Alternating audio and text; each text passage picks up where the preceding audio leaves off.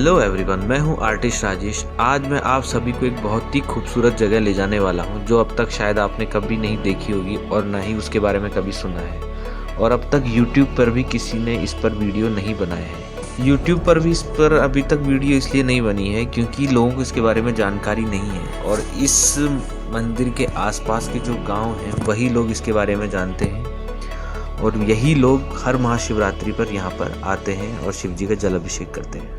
और आप सभी को बता दूं, अगर आप लोगों को एडवेंचर ट्रिप करना बहुत पसंद है तो गाइज ये जगह आपके लिए परफेक्ट है। तो आइए चलते हैं मेरे साथ क्षेत्रेश्वर महादेव टेम्पल।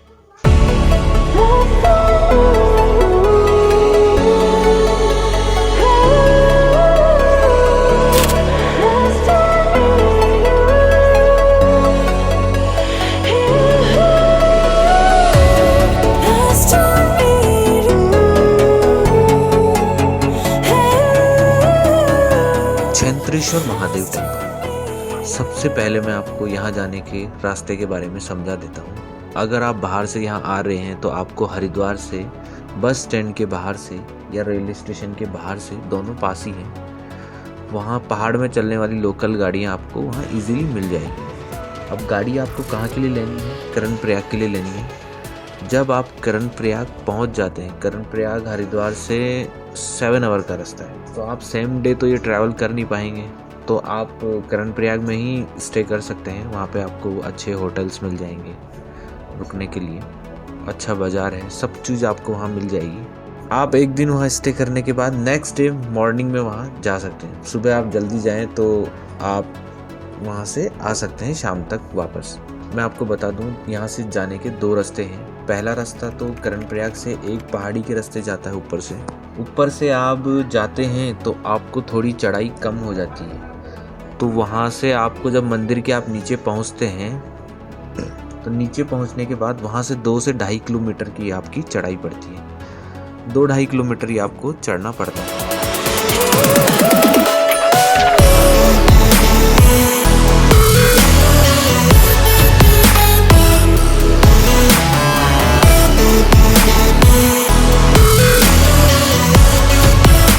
अगर आपको थोड़ा जल्दी जाना है और जल्दी जाकर आना है तो आप ये पहला रास्ते से जा सकते हैं जहाँ से आपको गाड़ी मिलती है और क्षेत्रेश्वर महादेव टेम्पल के नीचे तक ये गाड़ी जाती है।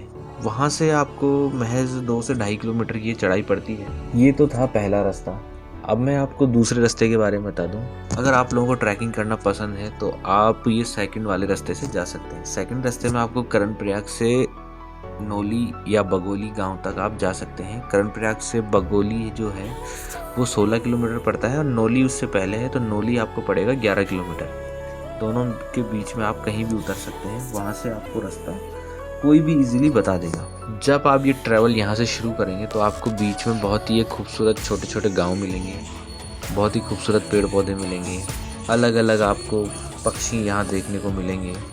रास्ते में आपको गौरी फल भी मिलेंगे। गौरी फल यहाँ उत्तराखंड की लोकल लैंग्वेज में इसे काफल कहा जाता है। तो ये जून के टाइम पक जाते हैं, तो इस टाइम अगर आप ट्रैवल करें तो आपको ये भी यहाँ पे खाने को मिलेगा, जो कि कभी शहरों में मिलता नहीं है क्योंकि ये पहाड़ों में ही होता है और पहाड़ों से वहाँ तक पहुँचते पहुँचते वो ख़राब हो जाता है। तो इसीलिए ये चीज़ आपको यहाँ खाने को मिलेगी, इसका आप लुत्फ़ यहाँ उठा सकते हो। उसके अलावा यहाँ पे आपको बुरांस मिलेगा। बुरांस के जो फ्लावर हैं, ये जूस निकलता है इसका और इसको आप खा भी सकते हैं। मतलब आप जितना ये रास्ता मुश्किल है उतना ही ये मज़ेदार भी है।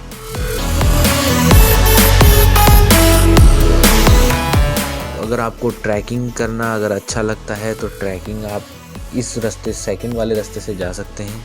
रास्ता थोड़ा कठिन है, मुझे यहाँ चढ़ने में 4 घंटे लग गए थे।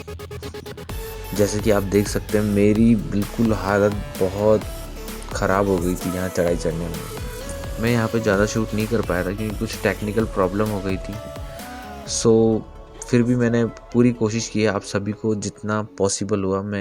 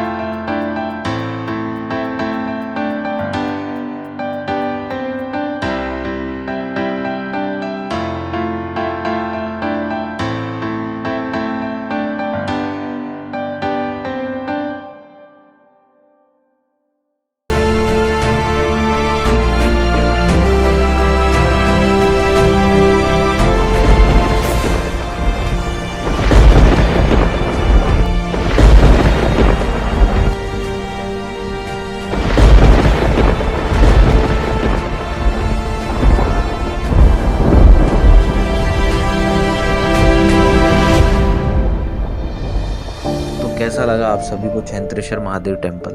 अगर आप सभी को ये वीडियो अच्छी लगी हो तो प्लीज़ मेरे चैनल को सब्सक्राइब करें और लाइक शेयर एंड कमेंट जरूर करें। Thank you.